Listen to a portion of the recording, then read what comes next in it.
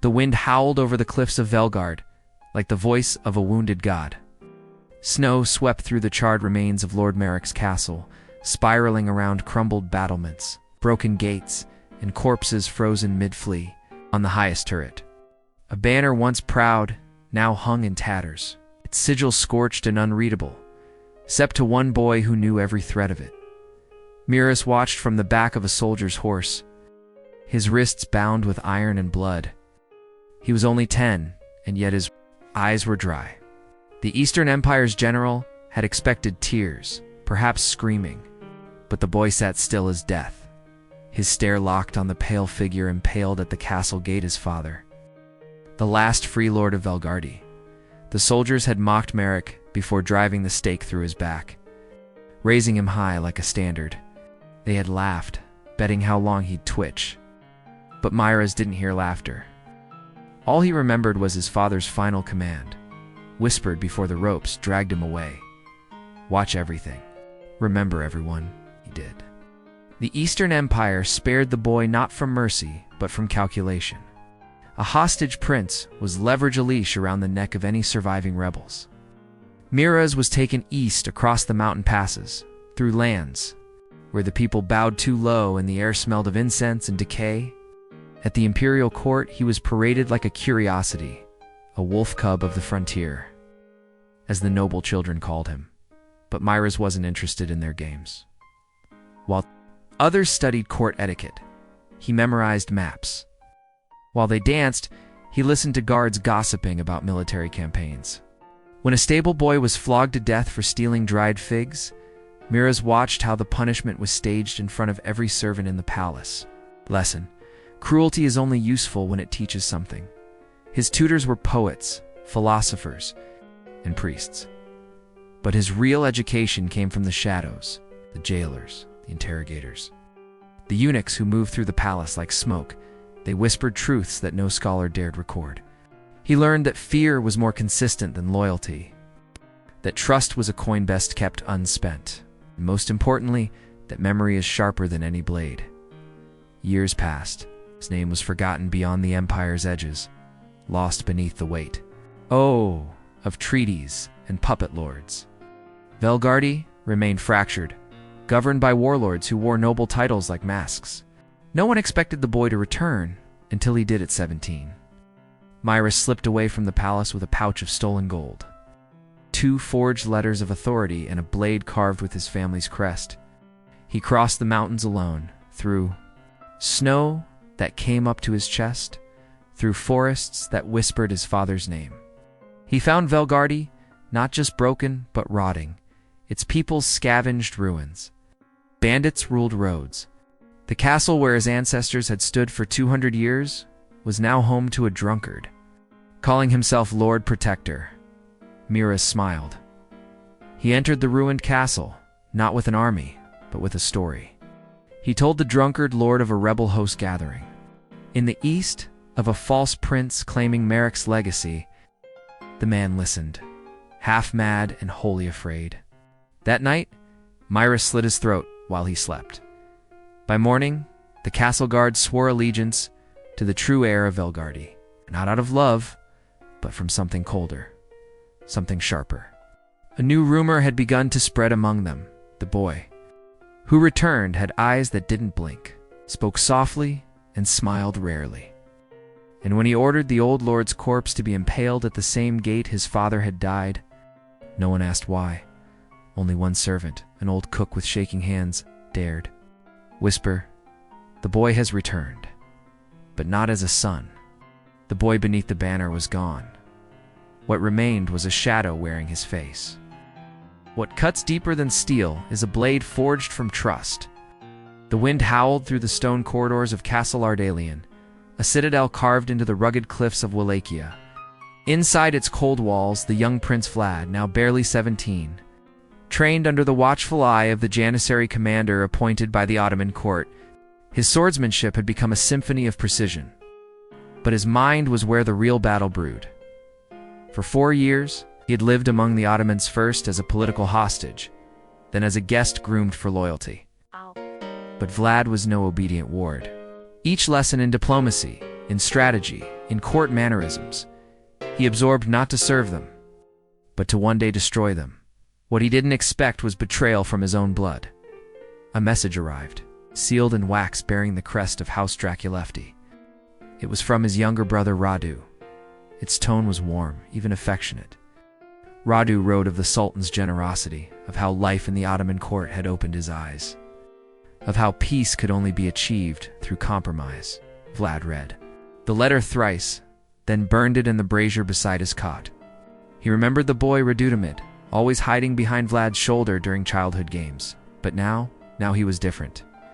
Rumor whispered that Radu had converted to Islam and pledged loyalty to the very men who kept them caged. Worse still, that he had grown close to the Sultan's son, Memdu Close. That night, Vlad stood on the parapet, staring across the darkness. His fingers clenched the stone until his knuckles whitened. "You will betray me too," he whispered to the wind, though Radu could not hear. "And when that day comes, you will no longer be my brother." The weeks that followed brought more letters, each signed with Radu's increasingly flowery script. He wrote of politics, of alliances, of visions for a unified empire. Vlad responded to none. But a far more sinister message came, not by ink, but by steel. While training in the courtyard one morning, an assassin disguised as a guard lunged at Vlad with a curved dagger. The blade grazed his ribs before he turned and drove a knee into the man's stomach, sending him sprawling. Blood spilled quickly after. It took 5 men to separate Vlad from the corpse. Interrogation revealed the truth. The assassin had been sent not by the Turks, but by Wallachan nobles. Bojars, who had grown tired of waiting. They had struck a bargain with a Hungarian regent who promised to install a puppet prince on the throne. And Vlad? He was the inconvenient heir, hidden in foreign lands. It wasn't just betrayal, it was a declaration of war. That night, in his candlelit chamber, Vlad pressed a blood-stained cloth against his ribs and stared into the flame. He didn't wince from the pain, he embraced it. Every sting was a lesson. Every scar a vow, he whispered to the fire. "When I return, I will not ask for loyalty. I will take it, in blood if I must." Outside, the wind had died. But within Vlad, a storm had begun. When exiled blood returns home, it demands not welcome, but reckoning. The road to Wallachia was drenched, not with rain, but with silence. A silence sharpened by betrayal, by memories of his father's corpse swinging above the gates of Targovict. Vlad rode at the head of a modest retinue, mercenaries, exiles, and loyalists, too desperate or too damned to belong elsewhere. They called themselves the Forgotten, and they followed him not for coin, but for vengeance. It had been nearly a decade since Vlad last saw his homeland.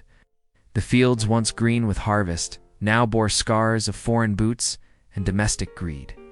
Villages lay half abandoned, choked by fear and famine.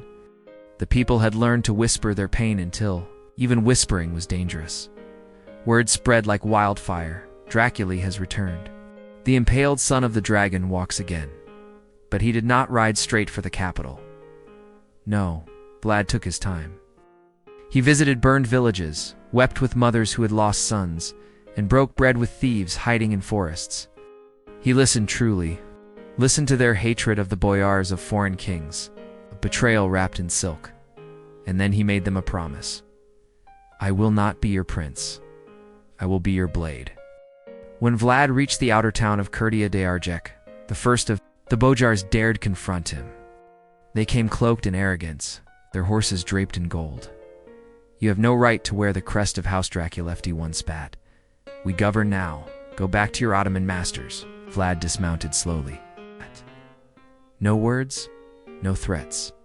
Just a dagger, thrown with brutal precision, embedding itself in the man's throat. The rest fled.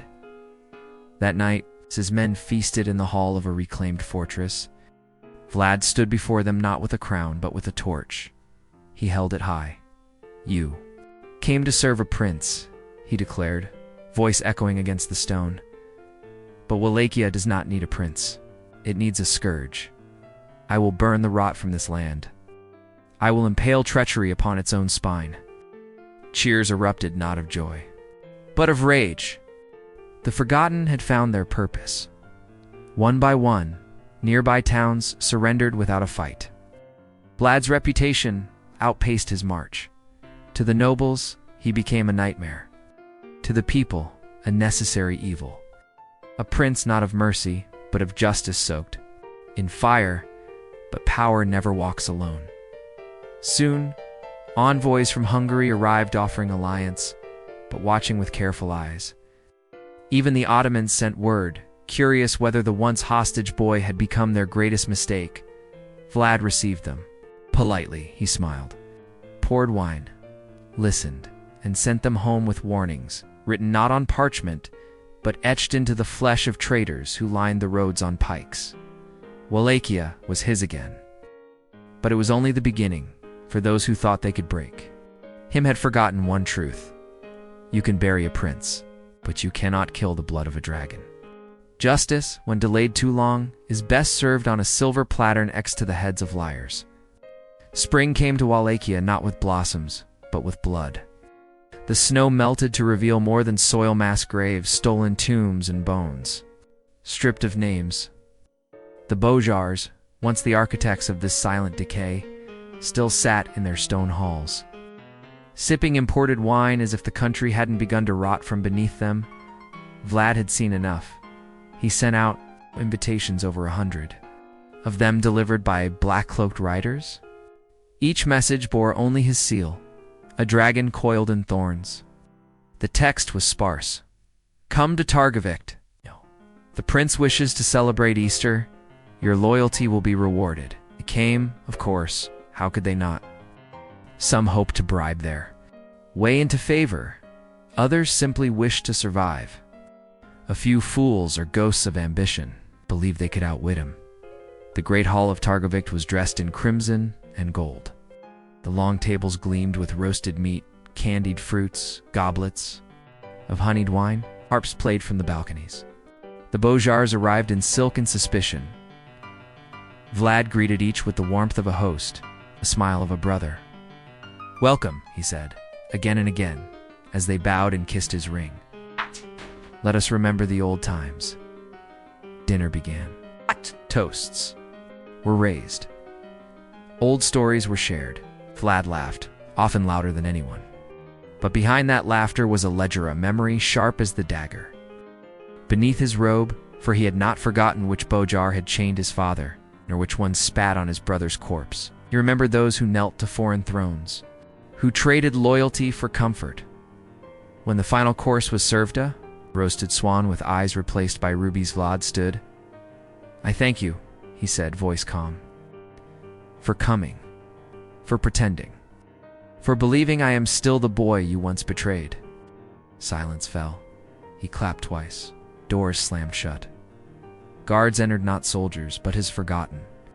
Men with no mercy left in their bones. They surrounded the hall. A few boyars stood. Others begged. Dozen reached for hidden daggers. It did not matter. Vlad raised a single finger, and the judgment began. Those who had betrayed his family were seized. No trial. No defense. Their names had already been carved in Vlad's mind years ago. One by one, they were dragged outside, past the feast they had barely tasted, past the flowers they had helped poison, and impaled upon long, sharpened stakes. Some were raised high as warnings. Others were left low, to die slowly, screaming into the soil they once ruled. Inside, the remaining boyars trembled. Vlad turned to them. You may live, he said. But from this day forth, you serve not your bloodlines, but your land. And if you betray Wallachia again, he gestured toward the windows, we'll dine with them. No one spoke. He poured himself a final glass of wine, crimson as the river outside, and drank. That night, the fires of Targovict burned high, not in celebration, but in cleansing. For Vlad was no longer merely a prince. He was judgment. Even monsters pray, but not all prayers are for forgiveness. The mountains of Wallachia rose like a crown of stone along the horizon, jagged, cold, and ageless. In their shadows, time moved differently. The winds whispered in old tongues. Wolves did not fear fire, and somewhere among those peaks stood a solitary monastery. Carved from granite in silence, Vlad arrived there alone.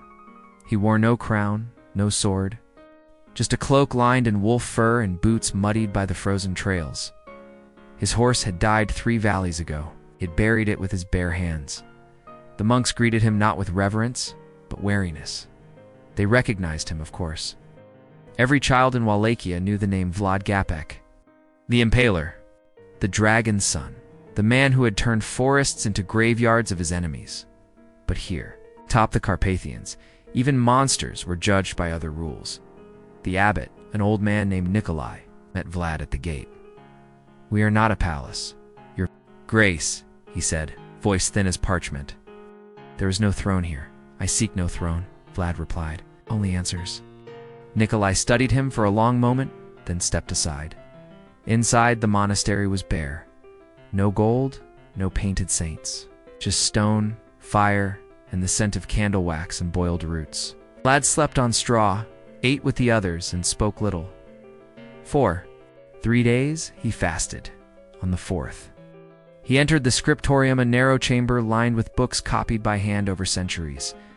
There, he sat across from the abbot, surrounded by texts in Latin, Greek, and Slavic tongues. "I have questions," Vlad said. "Then ask them," Nikolai replied. Vlad's voice was quieter than usual, less like command, more like confession. "Was my father right to trust the Bojars?" "No," the monk said plainly. "Was I right to punish them?"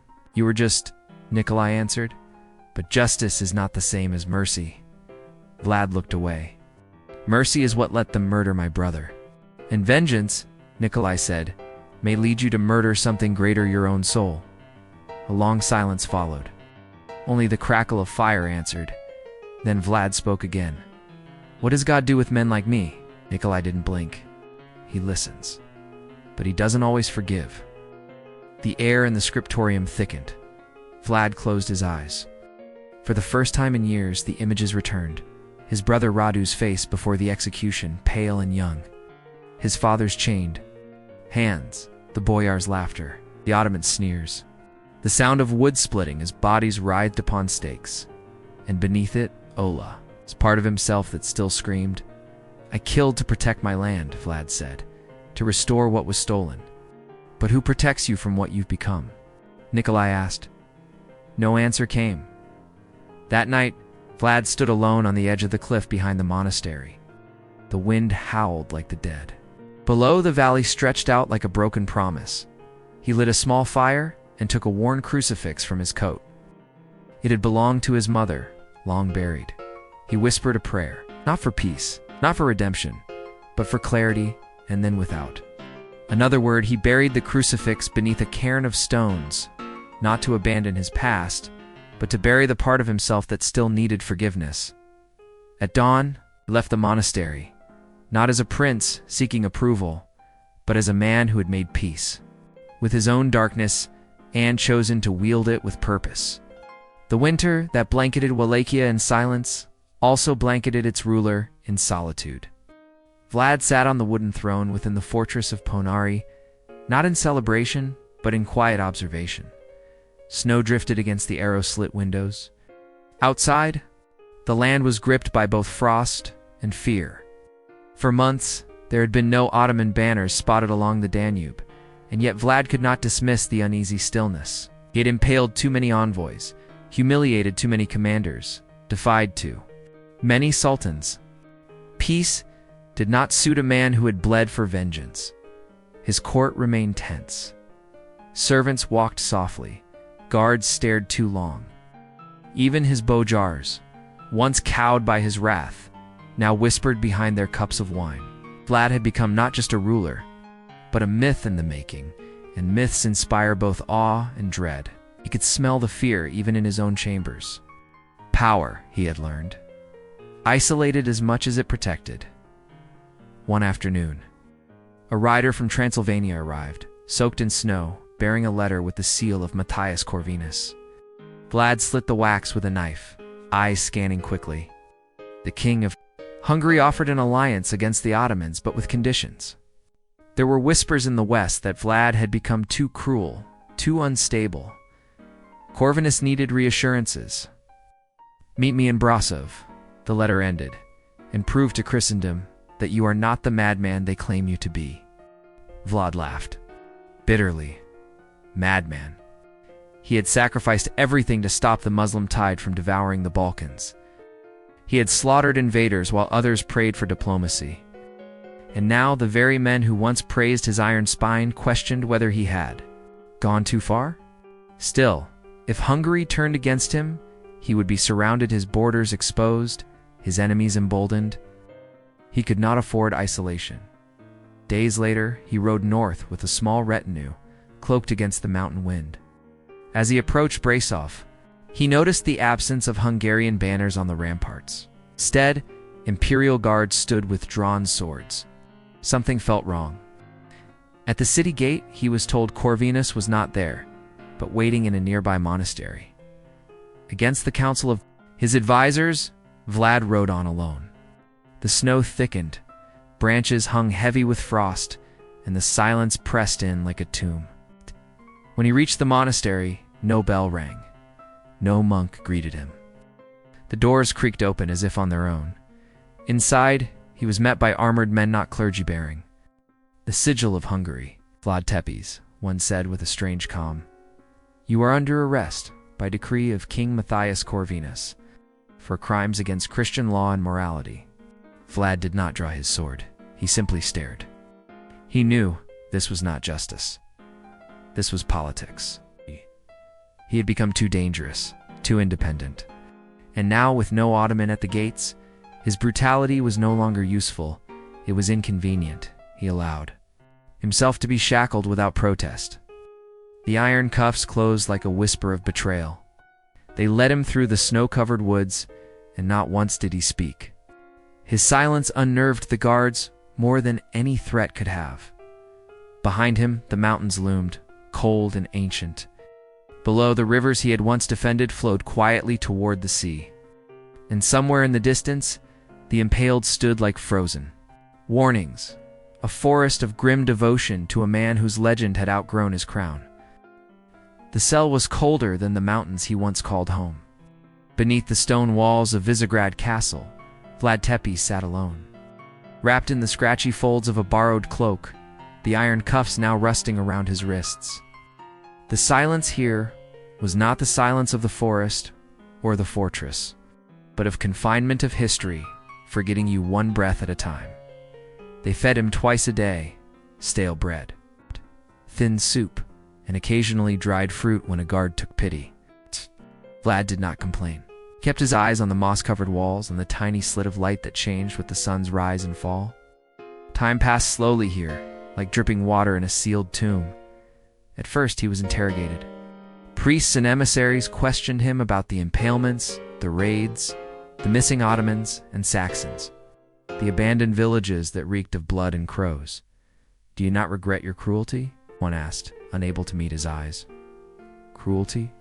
Vlad had whispered with a faint smile. "I regret I did not have time to finish the job." They stopped questioning him after that. Months turned to years. Outside the prison, Europe shifted. Alliances changed. Sultans died. Kings married and remarried. In Hungary, Matthias Corvinus defended his throne against German and Bohemian threats. The Ottomans crept ever further into the Balkans. And still the name Vlad the Impaler was spoken in hushed tones. Half prayer, mothers in Vienna warned children that if they disobeyed, Tepes would come for them. In Moldavia, soldiers still told tales of the forest of the dead. And in Istanbul, even Mehmet the Conqueror, when drunk on conquest, remembered that night of fire and shadows at Targovik, with an odd mix of rage and admiration. And yet, the man behind the myth remained forgotten. In the damp heart of Hungary, he became a rumor, alive but unreachable. A ghost in chains. One day the cell door creaked open. It had been so long since Vlad heard another voice that he didn't respond immediately. A man in fine robes stepped inside, followed by 2 guards. "Vlad Dracula," the man said. "King Matthias requests your presence." Vlad raised his head. His hair had grown long, streaked with gray.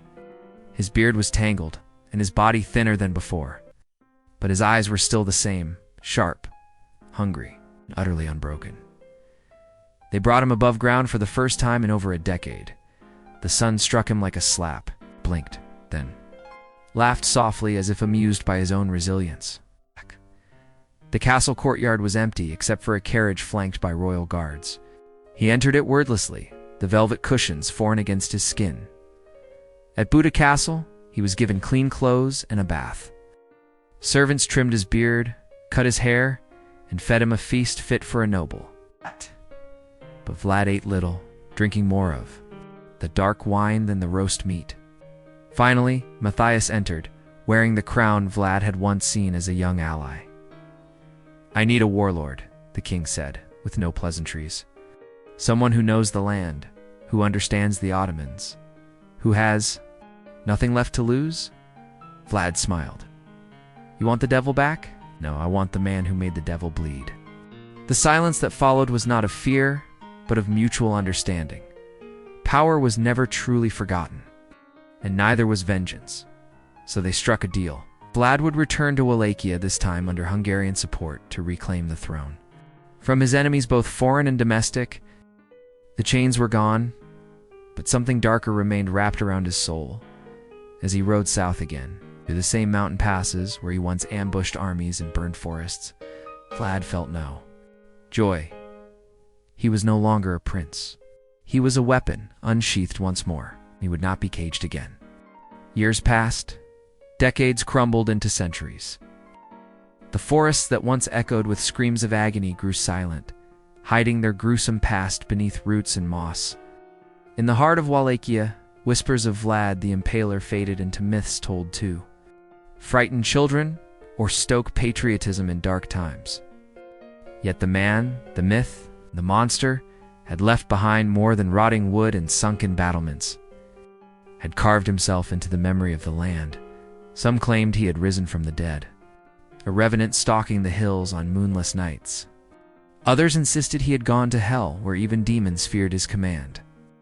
But in truth, Vlad's legacy lived in ways far more tangible. His brutal methods had for a time kept the Ottomans at bay. His savage justice had quelled noble rebellion, and his obsessive control had brought order, even prosperity, to a land that had known only chaos. In his absence, Wallachia fell again into disorder, passed from hand to hand like a bloodied coin. Centuries later, when foreign scholars came to the Carpathians chasing legends, they would find villagers still locking their doors with garlic and crossing themselves at the mention of tepes. Some elders, leaning on canes in smoky taverns, would tell tales of a man who dined among corpses and drank from golden goblets while a forest of death bloomed before him. They'd say it not with fear but with pride in distant lands. Where Vlad was nothing more than a footnote in dusty chronicles, his name was reborn under a new, darker guise. Bram Stoker's Dracula would reawaken the shadow, twisting his memory into something even more enduring, a monster not just of blood, but of immortality.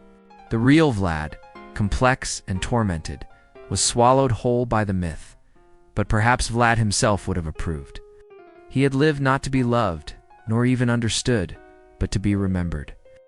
He had believed in terror as a tool of legacy, and in that he had succeeded beyond any sovereign of his age. His enemies feared him in life. The world whispered of him in death, in the cold stone crypt beneath Snegov Monastery. If indeed he was ever truly buried there. No inscription marked his tomb. No epitaph praised his valor. And yet few kings have carved their names so deeply into history as the voivode of Wallachia. What remains of him now is not a body, or even a kingdom. It is the echo of a choice, to rule through fear and to accept what comes after. Whether hero, tyrant, or legend, Vlad the Impaler ensured that silence would never follow his name.